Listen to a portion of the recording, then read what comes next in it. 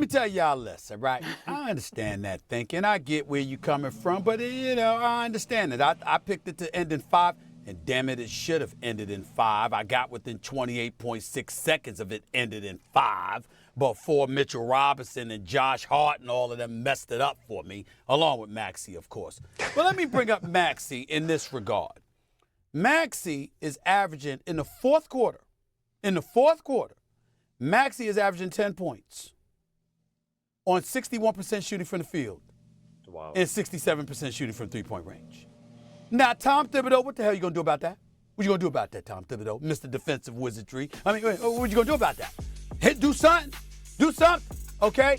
Now, in this particular series, you got 3 players. There are 6 players averaging over 30 a game in the postseason. 3 of them are in this series. Jalen Brunson's leading everybody with 34. Maxey's at 32. Embiid's at 31. We know that there's been 4 games that came down to clutch time. 3 of them have been won by the New York Knicks. And I'm going to hold on to that, Tim Legler. I'm going to lean on that, Andrea.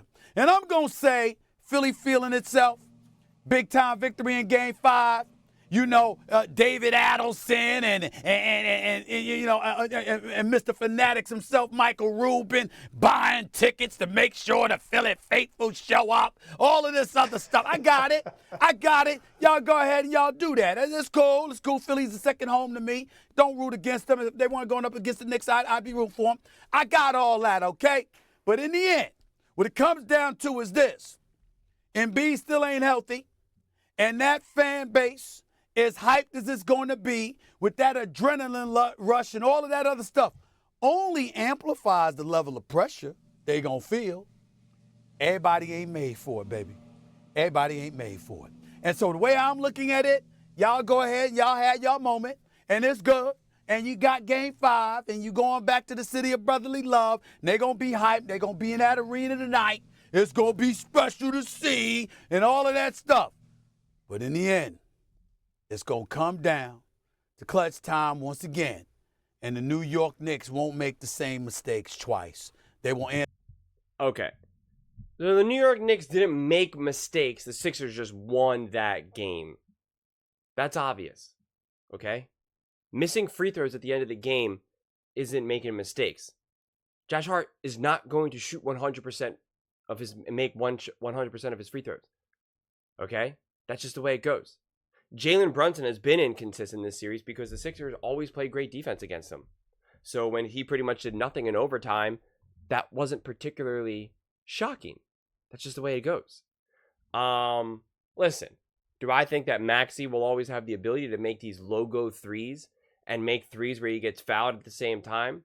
No. Those were some perfect circumstances that needed to unfold for the Sixers to be able to win. But truthfully, this whole series, for the most part, has been like that. Famously Game 7, where Tyrese Maxey was clearly fouled multiple times, where Stephen A. even admitted it, that led to a win from that. So this has been a very tough series for all different reasons. At different moments in time, this is going to sound silly to say, but one team is clearly playing better than the other team. But for the most part, I do think that the Knicks are a better team. Now, if Joel Embiid was 100% healthy, truly 100% healthy, I would think that the Sixers would win this series, truthfully. But based off of how everything is right now, even with Maxey ascending and all of that, the Knicks, especially their other pieces, the other players that don't always get all the fame and fortune, they are better. Okay? They are better. Josh Hart is playing better than Tobias Harris, Kelly Oubre Jr., so is DiVincenzo. Okay? So their pieces are playing better. No one is necessarily playing better than Maxey, I would say. I don't even know if I would say Jalen Brunson. It's a toss-up between who's playing better this series, Brunson or Maxey. They're obviously both great players. So probably if you just want to give it a push where they're, they both had their moments, I think that's totally fair. And then you have Embiid, who should be a difference maker, but he's so injured, right? The one game he puts up 50, and then the next game he put up 15 points. Although he did a lot of other stuff. He had a triple-double, so he had a lot of other assists and rebounds. And a few blocks or steals, I forget. And so all that matters. But when I look at the Knicks have an identity. They have a game plan. They play like their hair is on fire. They're more composed when things are starting to get a little crazy, like all basketball games do, especially in the playoffs, which is what I keep calling organized chaos. The Knicks play in organized chaos. The Sixers get lost.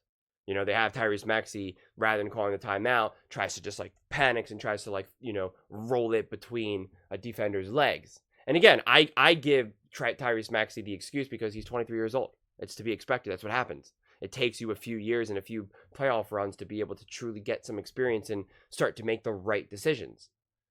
But if the Sixers are banking on Tobias Harris, because Tobias Harris for the regular season averaged 18 points or so a game, and now for this series he's getting like 8 points a game.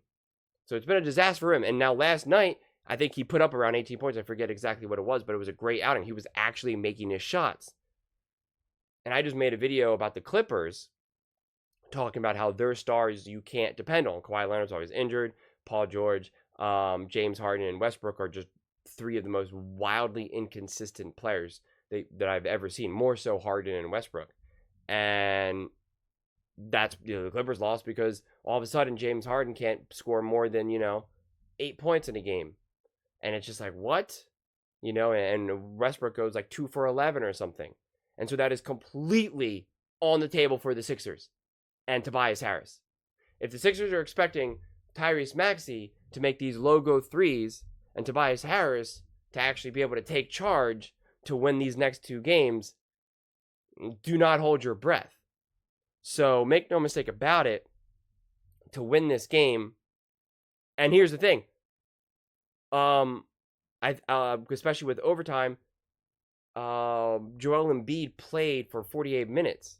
He played a full game. He played the entire second half, essentially. And he's not healthy. And now there's only 1 game rest. That is hard. That is hard. I am not expecting a big game. If he has a big game and puts up like 30 points or anything like that, I would be stunned. And so the great thing that I did see, the only thing that gives me a hope about the Sixers winning this game is that he absolutely deferred to Maxey. And I think that's a big man. That he did not let his ego get in the way. He was feeding Maxey the ball. Like he was trying to set Maxey up. And I think that's amazing.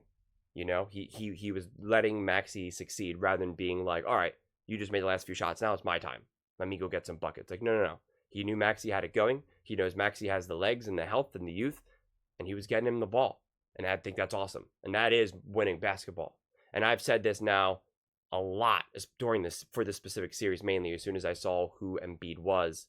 I saw this during the play-in, actually. I said this, that the offense needs to be run through Maxey. Maxey needs to be seen as the number 1 option for this series because Embiid is not the MVP right now in terms of scoring, at least. He still matters on the court. When he's on the court, they're like a plus whatever, and when he's off the court, they're a minus gajillion.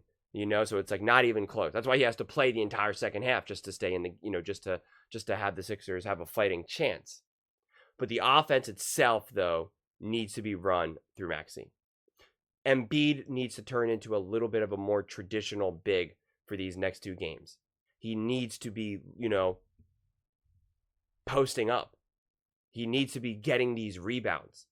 He needs to be catching the ball, waiting for players to kind of run around and give a great pass to a wide open, guy for 3.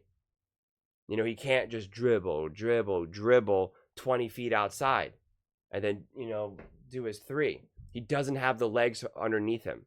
He doesn't have he doesn't have it right now. So he needs to be posting up. He needs to be getting rebounds, fighting for offensive rebounds to get second chances, fighting for rebounds on defense as well to stop giving the Knicks all these for second, third, fourth chances. And that could be the game changer. And again, it's hard to know when you watch some of the Sixers play. You sometimes ask, well, what are they doing? And is it Nick Nurse's fault? Is Nick Nurse saying, Embiid, that's what I want you to do? And Embiid's just not listening? Or is it he's not telling them to do that? So it's not always clear. But the Sixers, I think, could win this game. I'm not holding my breath. I'm not banking on it. I'm not like coming here saying the Sixers are going to win this game. We're going to game 7. I hope they win because then we get a game 7. And then that should be really fun. And Madison Square Garden will be insane. So I think that could be just a really, really fun game. You know, game 7s in basketball are just some of the most exciting moments in sports. So I think that would be really great, just from a basketball fan perspective, quite honestly. So I would love to see the Sixers win just so we get an extra game. You know, we get another game 7. So a lot of these series have been kind of like, the Sixers has been wildly exciting every step of the way. You know, every game has just been like this whole back and forth. Let's go, let's go. So I get it. If you're a Knicks fan, you just want to close it out.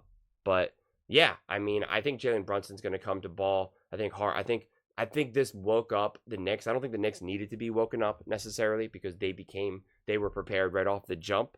But, you know, a loss like they experienced the other night, I think they're not nervous. They're more focused. If they lose game 6, I think little seeds of doubt will start to be planted. They'll start to be like, oh my God, this is the first time that we're truly in trouble right now. Like, we got this. Come on. We got this. And then in a game 7 or even a game 6, if the Knicks wipe the floor, if it's similar to how the Clippers played with the Mavs last night, I wouldn't be shocked. If the Sixers get blown out at home by the Knicks, would not be shocked for a second. Maxey goes super cold. He goes 5 for 20. Joel Embiid puts up 14 points. You know, has more fouls than rebounds. That would not surprise me for one bit. Tobias Harris goes 2 for 10. That's what the Sixers have done a lot. So hopefully it's a great competitive game. It has been.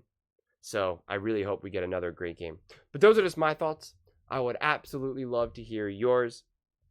What do you think about this next game? You know, and do you think the Knicks will take game 6, or do you think the Sixers have a true chance of winning this game and then winning game 7? Let me know in the comments below. Whether you agree with me or disagree with me, I read every single comment. So let's get in some discussions. Let's get in some fights. But ultimately, let's just have some fun. And please do consider subscribing. We are building an amazing community here, and I would absolutely love to see you part of it. And please don't forget to give this video a thumbs up, as it really does help with the visibility and the algorithm. Thank you so much, and see you next time.